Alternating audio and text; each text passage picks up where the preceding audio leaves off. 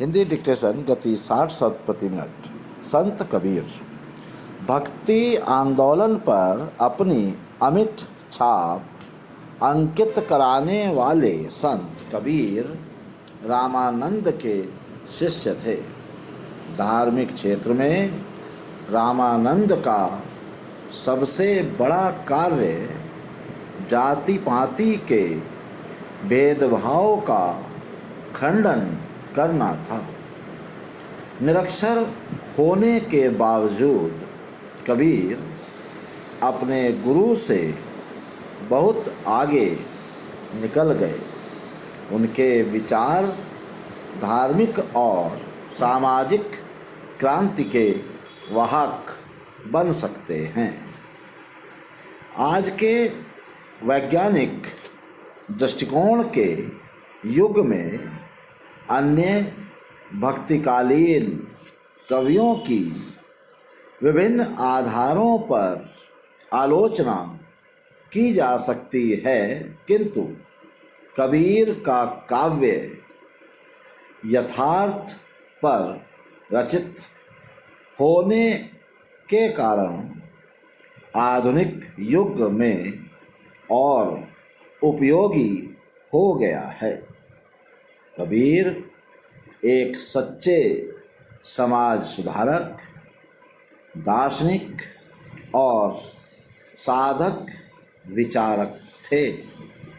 उन्होंने आजीवन हिंदू और मुसलमानों की कुरीतियों तथा आडंबरों को समाप्त करने का प्रयास किया। उनकी आध्यात्मिक चेतना ने उन्हें दार्शनिक भी बना दिया। यद्यपि उनका दर्शन स्वानुभूति मूलक है। कबीर शुभ कर्मों पर बल देते थे तथा भक्ति को मुक्ति का सर्वश्रेष्ठ साधन मानते थे। उन्होंने गृहस्थ जीवन को सर्वश्रेष्ठ माना तथा मानवतावाद का प्रसार किया। कबीर सही अर्थों में समन्वयवादी थे। भक्तिकालीन संतों और कवियों में उनका विशिष्ट स्थान है। कबीर के काव्य में वेदांत का अद्वैत, नाथ पंथियों की अंतस साधनात्मक रहस्य भावना, हठ योग, कुंडलिनी योग, सहज साधना, इस्लाम का एकेश्वरवाद सब कुछ मिलता है। कबीर अपने अनुभव, पर्यवेक्षण और बुद्धि को निर्णायक मानते हैं, शास्त्र को नहीं। इस दृष्टि से वे यथार्थ बोध के रचनाकार हैं।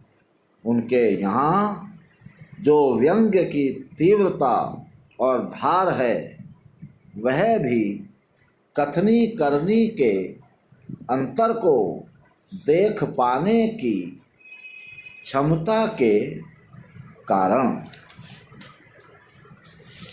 कर्मकांड में कबीर का विश्वास नहीं था। अंधविश्वास में जकड़े समाज की वे तीखी आलोचना करते रहे। कबीर के जन्म के विषय में कहा जाता है कि वे विधवा ब्राह्मणी के पुत्र थे, जिसे लोकापवाद के भय से जन्म के तुरंत बाद काशी के लहर तारा ताल के पास फेंक दिया गया था। उनका पालन पोषण जुलाहे के यहाँ हुआ। उनकी जाति के विषय में सदा विवाद बना रहा। आचार्य हजारी प्रसाद द्विवेदी ने अपनी पुस्तक कबीर में प्राचीन उल्लेखों, कबीर की रचनाओं, प्रथा, वयनजीवी अर्थात बुनकर जातियों के रीति रिवाजों का विवेचन विश्लेषण करके दिखाया है। आज की वयनजीवी जातियों में से अधिकांश किसी समय ब्राह्मण श्रेष्ठता को स्वीकार नहीं करती थी। जोगी नामक आश्रम भ्रष्ट घरबहारियों की एक जाति सारे उत्तर और पूर्वी भारत में फैली थी। ये नागपंथी थे। कपड़ा बुनकर और सूत काटकर या गोरखनाथ के नाम पर भीख मांगकर जीविका चलाया करते थे।